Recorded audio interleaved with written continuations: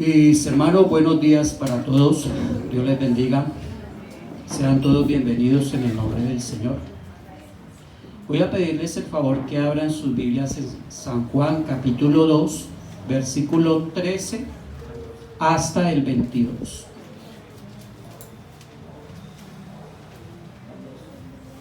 San Juan capítulo 2, versículo 13 hasta el 22.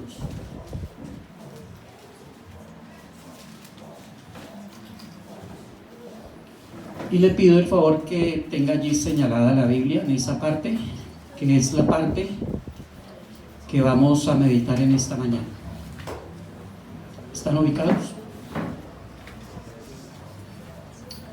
Antes de continuar con nuestro estudio del Evangelio de Juan, debemos tener en cuenta algo que hemos aprendido hasta este momento. Podemos decir sin temor a equivocarnos, sin duda alguna, que con la venida de Cristo el Hijo de Dios prácticamente todas las cosas cambiaron de una manera muy notoria y favorable. Y esto lo pudimos aprender con lo que aconteció en las bodas en Caná de Galilea. Permítanme, me explico. Recordemos que en aquel momento Cristo transformó el agua en vino. Pero esto es una clara señal de que todo lo referente al antiguo pacto, con todas sus demandas, exigencias, ceremonias, requisitos, que están representados simbólicamente en el agua, han sido cambiados, han sido transformados en vino, es decir, en el nuevo pacto, con la venida de Cristo nuestro Señor. Si esto es así, que de hecho fue así, debe ser una lección para todos nosotros, de aliento y consuelo, para todos nosotros los que nos identificamos como la Iglesia de Cristo.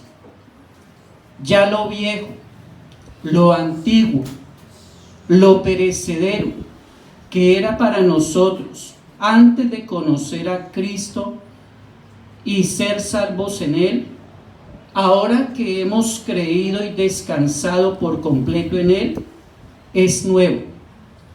Ya no es agua, ahora es vino. Ahora en Cristo nos encontramos, ya estamos en un nuevo pacto. De modo que si alguno está en Cristo, nueva creación es, las cosas viejas pasaron, he aquí todas son hechas nuevas. Y esto proviene de Dios, quien nos reconcilió consigo mismo por Cristo. Y nos dio el ministerio de la reconciliación. ¿Cuál?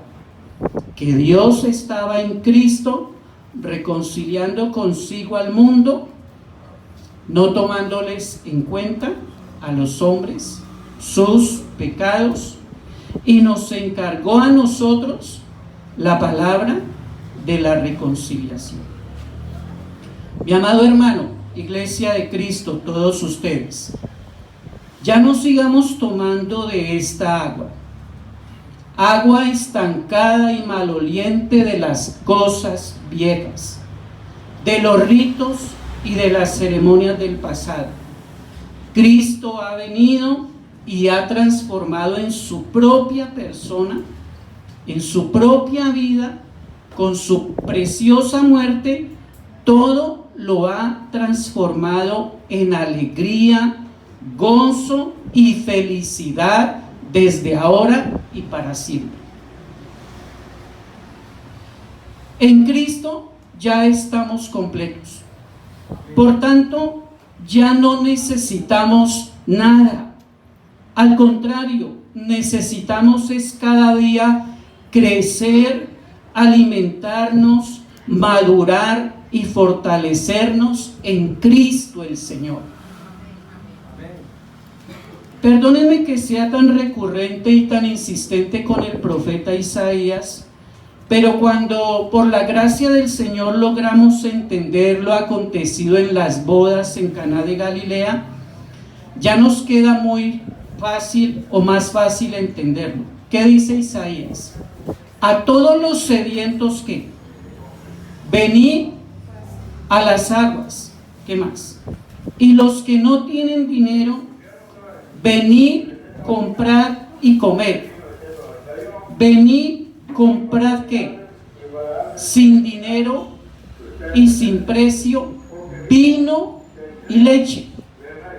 ¿Por qué gastáis el dinero en lo que no es pan y vuestro trabajo en lo que no sacia? Oídme atentamente y comed del bien, y se deleitará vuestra alma con grosura. Inclinad vuestro oído y venid a mí. Oíd y vivirá vuestra alma, y haré con vosotros pacto eterno. Vino, pacto eterno. Las misericordias firmes a David. ¿No lo notan? Dios nos dice que compremos sin dinero vino y leche. ¿Usted compraría algo sin dinero? ¿Y por qué lo dice el Señor? Porque es por gracia. Vino y leche. Hoy necesitamos avanzar un poco más en el estudio del Evangelio de Juan. Y quiero que por favor leamos esta parte que corresponde en esta mañana para que tengamos un panorama o una perspectiva un poco más clara sobre lo que vamos a aprender en este momento. ¿Qué dice Juan 2, 13 al 22?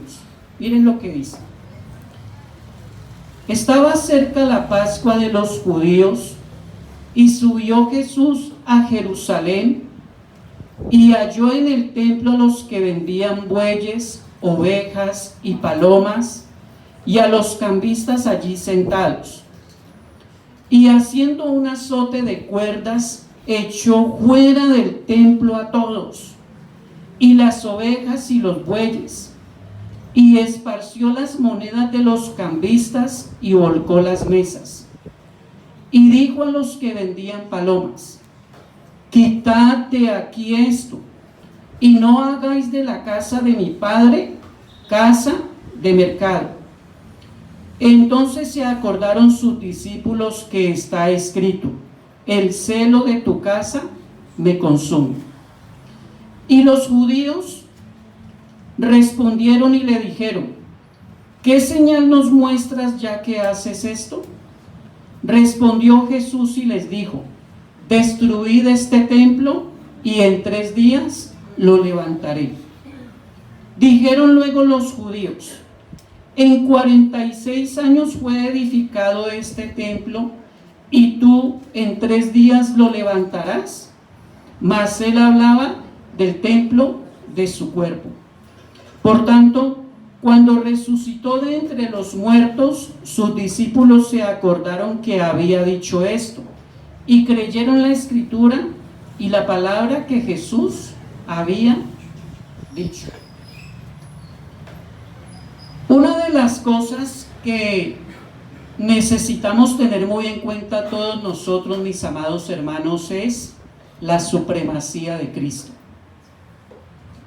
Ya sabemos que Jesucristo es el Hijo de Dios, ¿verdad? Ya sabemos que es el Dios manifestado en carne. Ya sabemos que Cristo es Dios con nosotros.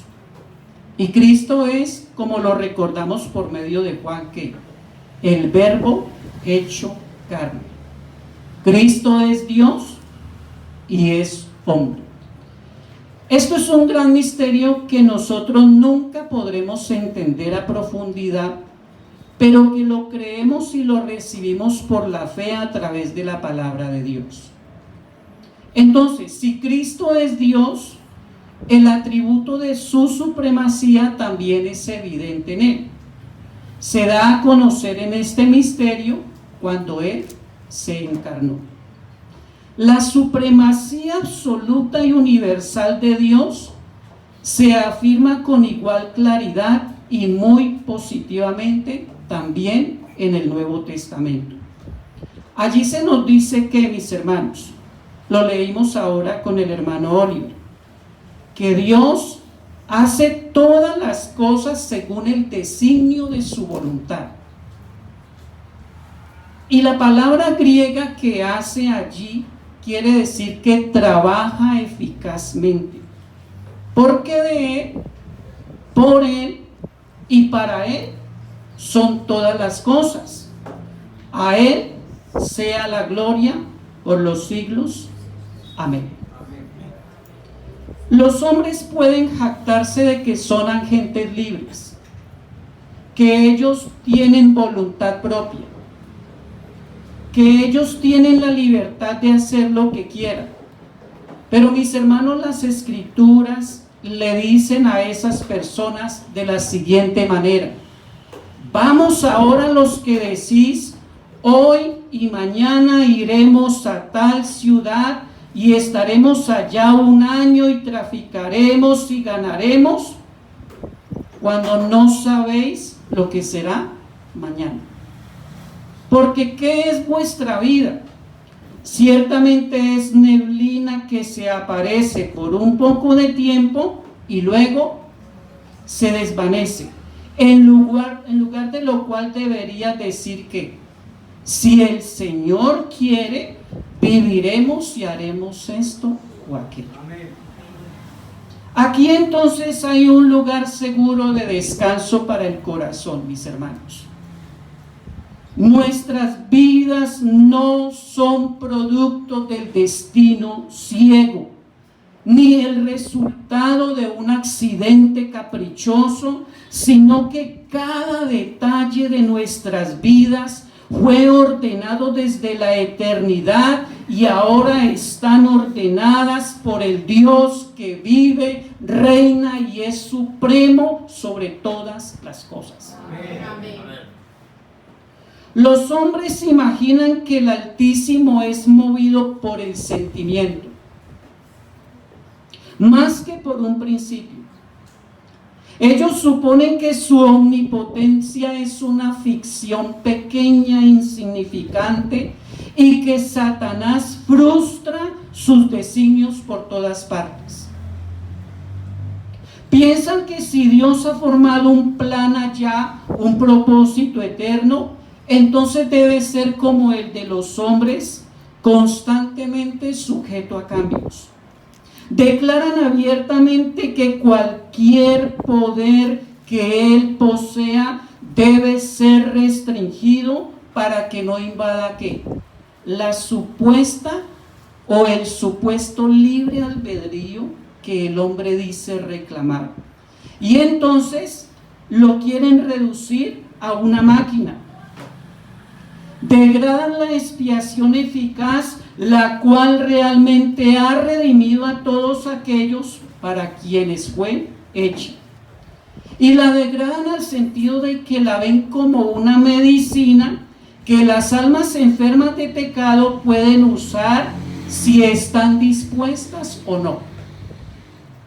Y falsifican la obra invencible del Espíritu Santo, convirtiéndola en una oferta para el pecador cuando él quiera, cuando él decida y en el momento en que él quiera.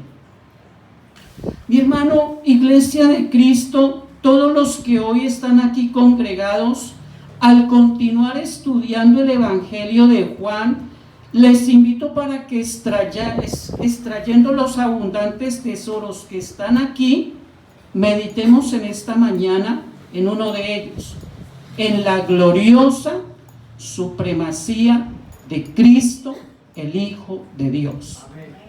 Y profundicemos un poquito en él, ¿sí? Dios te llama. Dios nos alienta para que confiemos en la supremacía soberana de Cristo el Señor. Para esto vamos a detenernos solamente en el versículo 13 de ese capítulo 2. ¿Lo quieres volver a leer conmigo? Juan 2:13. ¿Qué dice? Estaba cerca la Pascua de los judíos y subió Jesús a Jerusalén. Quiero invitarte para que hoy veamos que se nos invita y se nos llama a confiar plenamente en Cristo como supremo. Y el otro domingo, si el Señor no ha venido o ocurre otra cosa, vamos a ver que esa supremacía es puesta en entredicho, es desafiada. ¿Sí? Entonces, esta es la primera Pascua que encontramos de las 3 que hay en el Evangelio de Juan. Es aquí en esta parte donde les invito para que por la gracia de Dios, mis hermanos, les invito de corazón, descansemos en la supremacía de Cristo. De verdad, descansemos.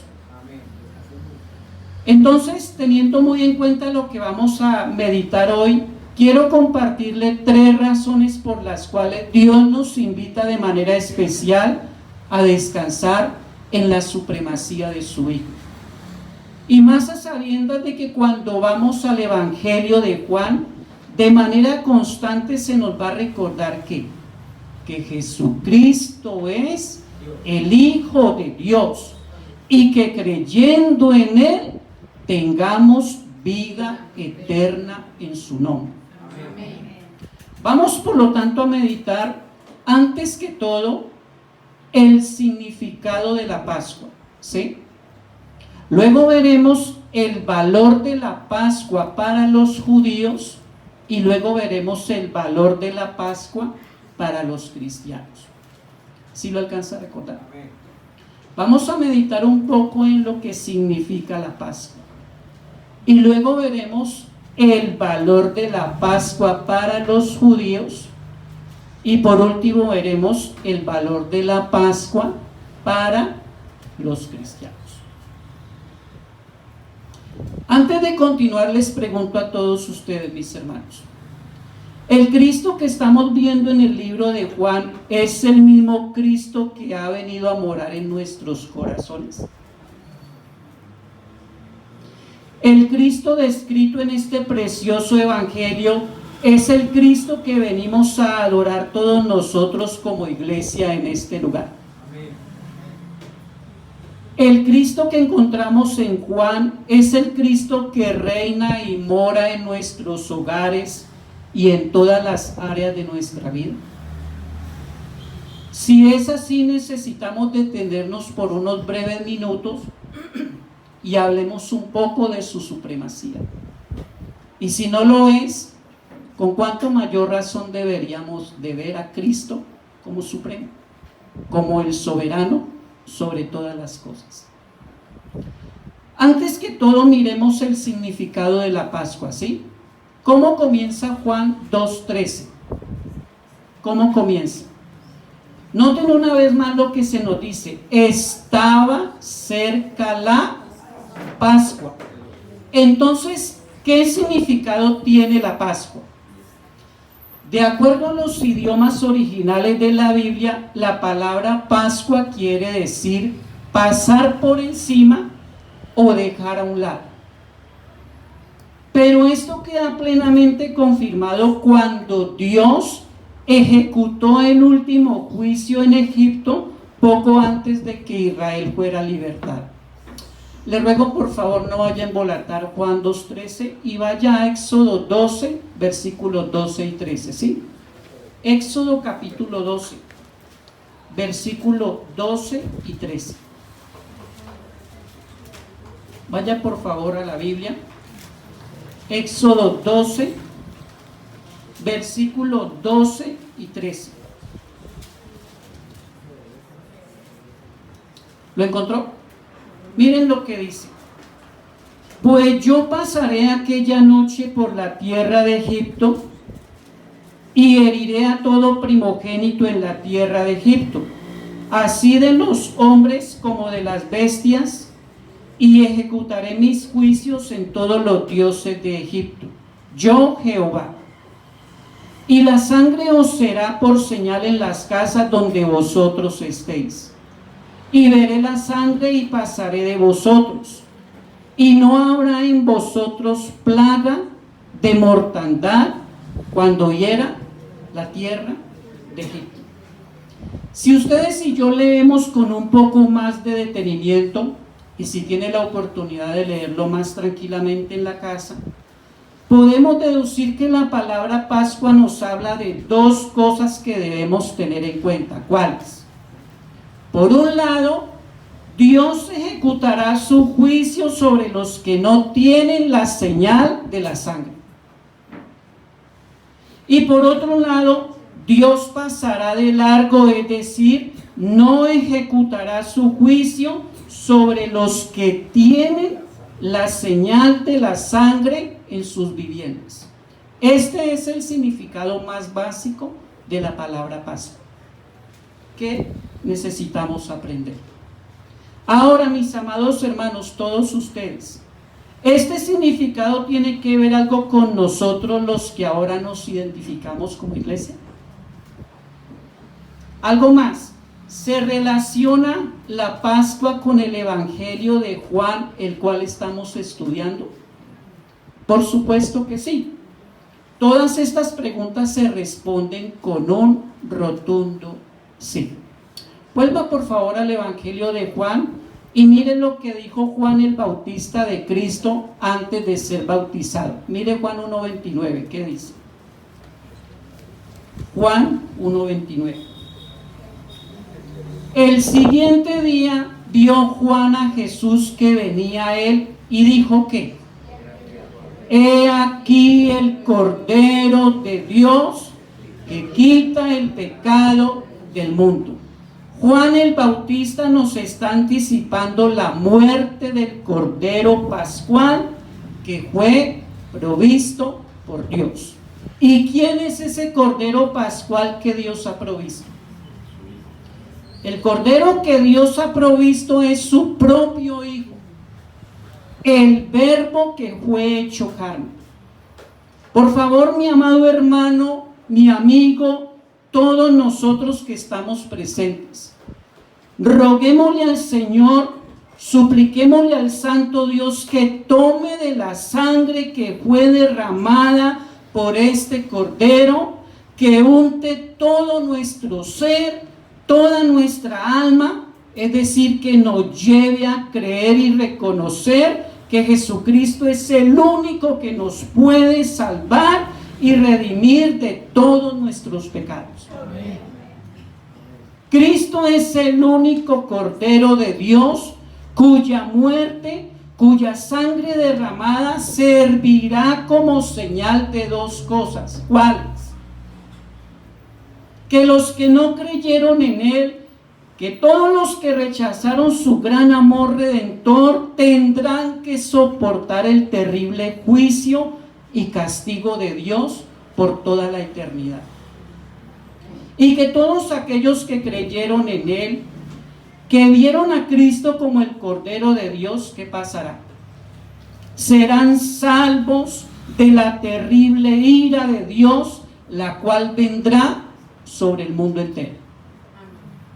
Cristo, de quien estamos aprendiendo por medio del Evangelio de Juan, más adelante nos va a decir que no os maravilléis de esto, porque vendrá hora cuando todos los que están en los sepulcros, ¿qué? Oirán su voz, y los que hicieron lo bueno saldrán a resurrección de vida, mas los que hicieron lo malo a resurrección de condenación. Mi amado hermano, mi amigo, todos ustedes, hubo terrible llanto, hubo gemidos de un grande y amargo dolor en aquella noche en Egipto sobre aquellos que no tenían la señal de la sangre del Cordero cuando Dios ejecutó sus terribles juicios. Hubo lamentos, lloros amargos. Desde el arrogante faraón llorando hasta el humilde esclavo que no se sometió a la voz y al llamado de Dios. Pero me atrevo a decir que en cada familia del pueblo de Dios en aquel entonces había ¿qué? Una dulce paz, de saber que Dios había tenido misericordia de ellos. Mis hermanos, ¿no será que en aquel día, cuando Cristo llame a todos los hombres para ser juzgados, no será que habrá dolor? ¿No será que habrá llanto al saber que el juicio de Dios viene sobre ellos? Por favor, no juguemos con nuestra vida. No juguemos. Es indudable que Dios nos está llamando y es su insistente y amoroso llamado, porque me atrevo a decir que no es la primera vez que nos llama. ¿Para qué? Para que creamos que Jesucristo, aquel Cordero que Dios proveyó, es ¿quién? El Hijo de Dios, y para que creyendo en Él tengamos vida eterna y gloriosa en su santísimo nombre. Ahora pues, ninguna condenación hay. ¿Para quiénes? Para los que han sido tomados por Dios y llevados a Cristo Jesús, a ese Cordero, los que no andan conforme a la carne, sino conforme al Espíritu de Dios. Entonces noten, mis hermanos, que hay un significado de Pascua que es básico y sencillo, aunque es profundo y se requerirían más enseñanzas, pero lo importante es que tenemos un concepto básico de lo que es la Pascua. Ahora vamos a ver el valor de la Pascua para los judíos. Vuelva por favor a Juan 2:13 y mire cómo continúa. Juan capítulo 2, versículo 13. Estaba cerca la Pascua de ¿quién? Muy bien, hasta allí.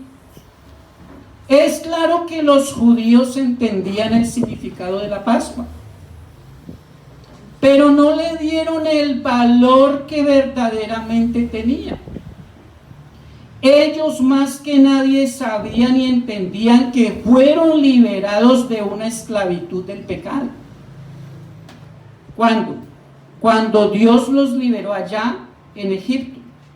Pero lo triste y decepcionante en ellos es que solamente lo vieron como una tradición más como un rito, como un ceremonial más, en el cual ya se estaban acostumbrando. Y tristemente estos ceremoniales externos, ellos no salieron de allí, no vieron nada más. En palabras más claras, era una fiesta, una ceremonia vacía, porque no tenía el verdadero valor que Dios les dio. La Pascua era una ceremonia que duraba 7 días. El primer día se comía el cordero previamente asado al fuego con hierbas amargas. Y ellos, los judíos, más que nadie sabían perfectamente que esas hierbas amargas le recordaban el tiempo en que estuvieron bajo la esclavitud en Egipto. Y los otros 6 días, ¿qué hacían? Comían panes sin levadura. Mis hermanos, no me quiero extender con esta explicación tan detallada, pero sí les quiero hacer caer en cuenta del grave peligro de caer en los ritualismos, en las ceremonias y tradiciones externas, y pasar por alto el valor espiritual que se necesita aprender de ellas. ¿Sí? Una de las amonestaciones que Dios constantemente le da a su pueblo por medio de los profetas es precisamente eso: la superficialidad de los ritos y ceremonias que se hacen. ¿Por qué? Porque no les daban el verdadero valor que tenían. Por eso la pregunta es: ¿tú viniste a adorar a Cristo? ¿O solamente viniste por una ceremonia de culto nada más? El profeta Isaías nos dice: ¿para qué me sirve, dice Jehová, la multitud de vuestros sacrificios? ¿Para qué me sirve la cantidad de canciones que queremos entonar si Cristo no es el centro? ¿Para qué me sirve el holocausto de carneros, cebos, de animales gordos? No quiero sangre de bueyes, no quiero ovejas, no quiero machos cabríos. ¿Quién demanda esto de vuestras manos? Y me imagino al Señor así: ya no lo soporto, ya no quiero más esto. ¿Te imaginas el mismo que instituyó esto ya no lo quiere? ¿Se imaginan aquella fiesta de Pascua en los días del Señor? Una gran multitud de ovejas, porque venían no solamente de Jerusalén, venían de todas partes del mundo, de animales para ser sacrificados, presuponiendo, dando por un hecho que Dios los va a atender. Ahora, mis hermanos, si Cristo no es el centro de todos nosotros en nuestra adoración, si Cristo no es la sustancia, si Cristo no es el alma y el corazón de todo lo que hacemos, si solo nos vamos a reunir para reparar al hermano o a la hermana porque vino de una forma de vestir o porque se sentó de otra manera, estamos siendo distraídos, nos están apartando de lo principal de nuestra vida piadosa, que es Cristo el Señor. Entonces, la verdad, no estamos interesados en la supremacía de Cristo, la cual siempre debe ser reconocida. En el momento en que tú y yo nos presentamos en adoración, nuestra meta es adorar a Cristo el Señor. Reconocerle en todo el valor de su supremacía. Ahora, mi hermano, la vida que todos y cada uno de nosotros expresamos a diario testifica de la supremacía de este gran Salvador y Señor, ¿o estamos peor que los judíos ritualistas? Creo que esto nos anticipa cuando Cristo le dijo a una mujer: mas la hora viene y ahora es cuando los verdaderos adoradores adorarán al Padre en espíritu y en verdad. ¿Por qué? Porque tales adoradores el Padre busca que le adoren. ¿No será que te buscó a ti? No es que tú lo estés buscando a Él, Él te buscó a ti para que fueras liberado del pecado, de la esclavitud, de la condenación. Te buscó, pero para que le adores en espíritu y en verdad. Aquí el centro es Cristo el Señor, nadie más. Él es supremo por sobre todas las cosas. Entonces, mira lo que hemos visto hasta ahora: el significado de la Pascua y el valor que tiene para quién, para los judíos. Vamos a ver ahora el valor que tiene para los cristianos, ¿sí? Juan capítulo 2 versículo 13, vuélvelo a leer por favor, ¿me perdonas? Juan 2:13, ¿cómo termina? Estaba cerca la Pascua de los judíos y subió Jesús a Jerusalén. Nota, mi hermano, aquí ya hay algo que llama la atención. Se va a celebrar la fiesta de la Pascua. Además que hay un templo que nos habla mucho, pero lo más glorioso y supremamente especial es que Cristo está presente. Cristo está presente ¿en dónde? En la fiesta de la Pascua. ¿Y Cristo se encuentra presente en qué lugar? En el corazón de la adoración de Israel, en el templo. Para ser más breves, mis hermanos, la Pascua apunta a aquel personaje que se encuentra entre ellos y que le conocemos como el Verbo de Dios.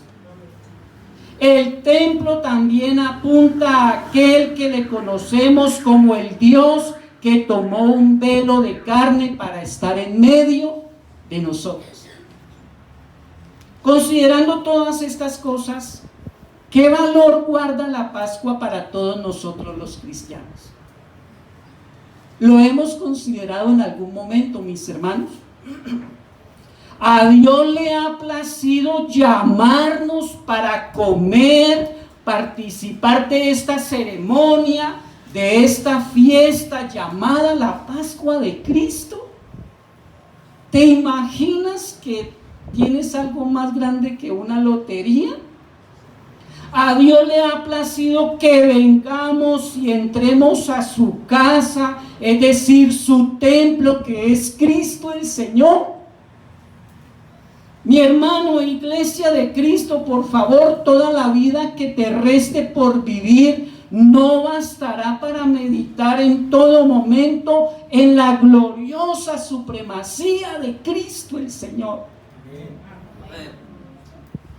Cristo es inmensamente supremo, porque le plació a Dios por su bendita gracia que fuéramos partícipes de Él. Sabiendo que fuisteis rescatados de vuestra vana manera de vivir, la cual recibisteis de vuestros padres, no con cosas corruptibles como oro o plata, sino con ¿qué? Con la sangre preciosa de Cristo, como de un cordero, Pascua, como de un cordero sin mancha y sin contaminación, ya destinado desde antes de la fundación del mundo, pero manifestado en los postreros tiempos por amor a vosotros. Desde antes de la fundación del mundo, Dios ya estaba preparando esto para que participaras de esta fiesta, de esta ceremonia, lo acaba de decir Pedro. Pascua significa libertad. Dios le estaba anticipando a Israel que después de comer aquella Pascua, ¿qué pasaría? Serían libres. ¿Libres de qué? De la esclavitud de Egipto. Ellos estaban comiendo el cordero allí en casita, cuando a lo lejos escucharon gemidos, lloros, tristeza, amargura, llantos desgarradores en Egipto. Dios estaba juzgando a Egipto, pero a ellos, a Israel, los llamó ¿para qué? Para que se apresuraran, se vistieran pronto, se alistaran, porque viene ¿qué? Libertad. La libertad. Dime quién no se pone contento porque es libre. Cristo nuestro Señor, Cristo el Cordero de Pascua, con su preciosa muerte, con su obra redentora, nos ha hecho libres, libres del pecado, libres de la muerte, libres de Satanás, libres del infierno, pero sobre todo libres de ¿qué? Libres de la ira de Dios.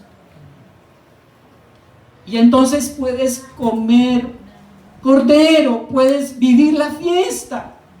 ¿Te acuerdas qué pasó después de que cruzaron el Mar Rojo?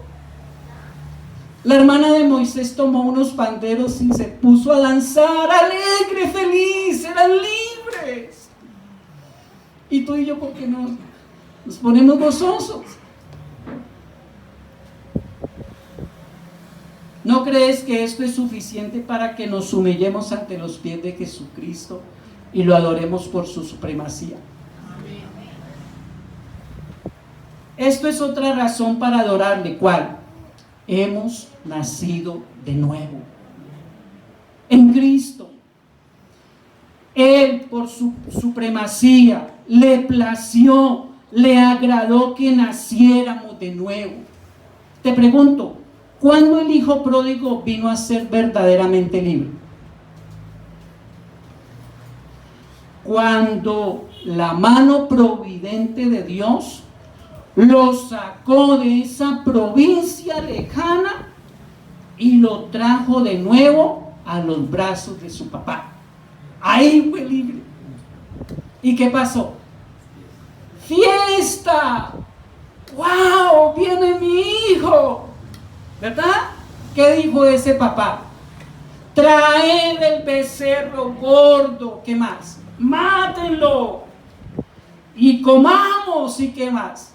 Y hagamos fiesta, porque mi hijo muerto era y ha revivido, se había perdido y es hallado. ¿Y qué pasó? Se sentaron ahí todos tristes esperando el plato. No, dice la Biblia, y comenzaron a regocijarse, hay alegría, hay fiesta, hay cordero pascual.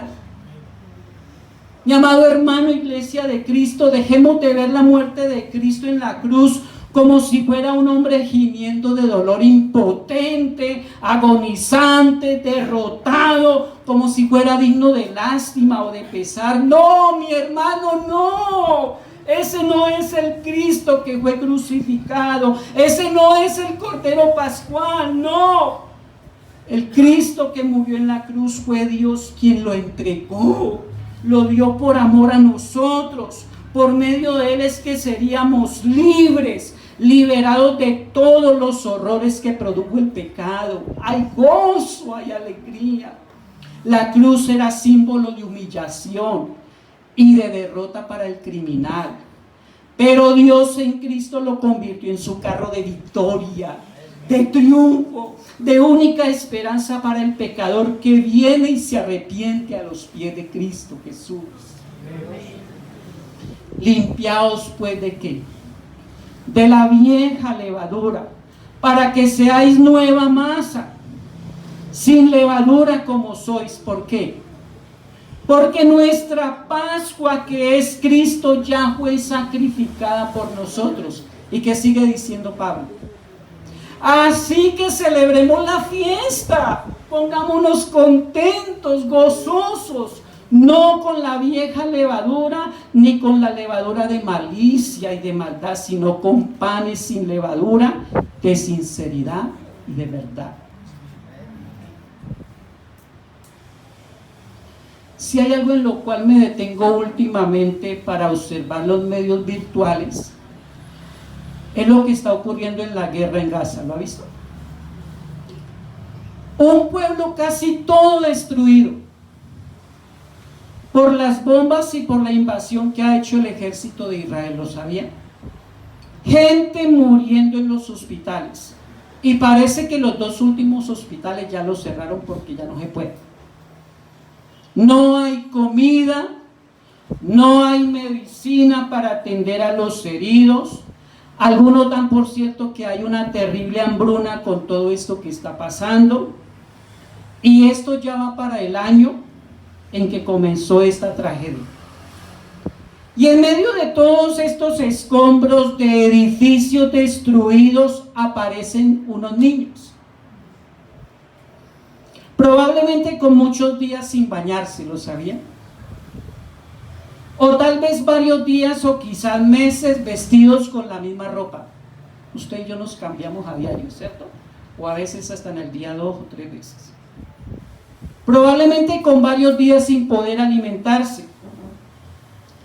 Y estos periodistas o estas personas que tienen la oportunidad de adentrarse en ese lugar tan macabro, porque es triste ver eso, ¿sabe qué hacen con esos niños? Les dan golosinas, les dan caramelos, galletas o incluso ropa, disimuladamente, porque Israel no permite nada de eso. ¿Saben qué hacen esos niños? Esos niños se ponen contentos, todos sucios, me perdona la expresión, harapientos, me perdona otra palabra, cochinos, llevados. Y le dan una bananita y se ponen felices y brincan de la alegría, y le dan una galleta y lloran de la alegría. Y hermanos, nosotros nos encontrábamos en una experiencia peor que esas. Dios vino a nosotros en un reino que estaba dominado por Satanás, ¿sí? Dios vino y destruyó al que tenía el imperio de la muerte, lo declaró derrotado y nos dio la libertad. Nos encontrábamos en un peor escenario. Dios no nos dio un caramelo, no nos dio una golosina, Dios no nos dio una galleta, Dios no nos dio ropita para estar solamente un día o una semana. Dios envió lo más glorioso del cielo, lo único que podía alimentar a estos pecadores que iban para el infierno. que estaban muertos en delitos y pecados, Dios envió a su Hijo Jesucristo para que comamos de Él, bebamos de Él, nos alimentemos de Él, nos saciemos de Él. Cristo más adelante nos va a decir en Juan: porque mi carne es verdadera comida y mi sangre es verdadera bebida. Cristo es el pan vivo que descendió del cielo, mi hermano. Comamos, alimentémonos. Cristo vino a traernos fiesta, gozo, deleite y alegría. Desde que vino y aún mucho antes de que viniera Cristo, Dios siempre ha sustentado a su pueblo y nos ha dado hasta mucho más de lo que le hemos pedido. Tomemos confianza, mi hermano. Acércate al manjar. Ese papá le dijo al hermano mayor del hijo pródigo: mi hijo, mate uno también, coma. Y creo que ustedes y yo a veces somos así, penosos o retraídos por no querer ir. Mi hermano, coma. Cristo es el manjar del cielo. Tan es así que tu alma ya no verá muerte por comerlo a Él, por creer en Él, por amarlo a Él, por deleitarnos en Él. Él es el pan vivo que descendió del cielo. En Él hay gozo y completa paz. Yo no encuentro otro lugar aparte de Cristo. De hecho, no lo hay. Dios envió lo más precioso del cielo. Y no envió un ángel, ni nadie. Envió fue a su propio Hijo, para que todo aquel que en Él cree que no se pierda, vaya, tome vida, tome en su nombre y viva para siempre.